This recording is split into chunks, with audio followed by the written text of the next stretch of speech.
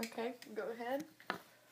Well, the reason that I'm afraid of or cautious around lightning storms is because when I was about 5 years old, my brother was 7.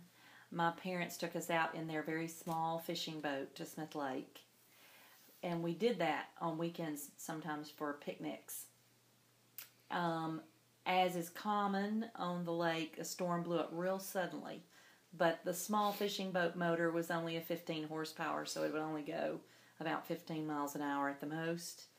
And so we couldn't get back to the boat, or we couldn't get back to shore in time. And the storm came, and I just remember being very scared and burying my head in my mother's lap. And my mom was hollering at my dad for things to do, things to try. And she was like, we got to get out of the water, just pull the boat over to the side. But the wind was blowing so badly, he didn't have a lot of control over the boat. And somehow or another, we ended up holding on to a pylon under a bridge. And actually, he was hanging on to the concrete post or something, whatever that was. It wasn't the real big ones, it was the smaller ones.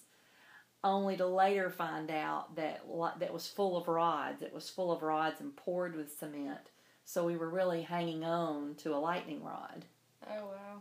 And so now every time a storm blows up and it has to do with lightning and rain together, I guess I just have that feeling, I want to pull everybody away from a window. And especially having kids of my own, I was always very conscientious of that. I remember you saying that stuff about get away from the windows. Yeah, because then when we would tell that story, and Mother told it many a times because she learned that was the wrong thing to do and was telling my dad about it.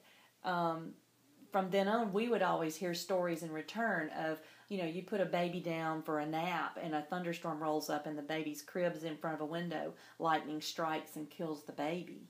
We would hear a lot of stories like that because we were telling our own.